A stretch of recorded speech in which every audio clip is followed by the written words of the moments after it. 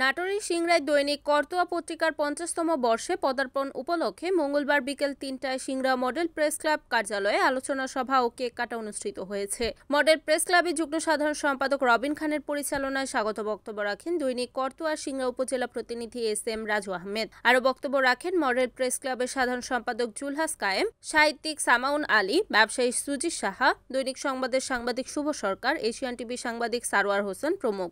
এ সময় উপস্থিত ছিলেন প্রিন্ট মিডিয়া ও ইলেকট্রনিক মিডিয়ার সংবাদকর্মী সহ অতিথিবৃন্দরা। পরে কেক কেটে ৫০তম বর্ষে পদার্পণ উদযাপন করা হয়।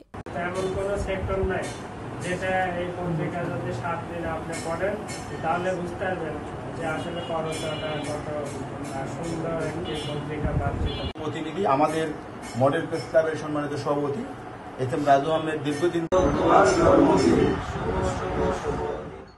Report Motaleb Hossain, NAN TV, Natore.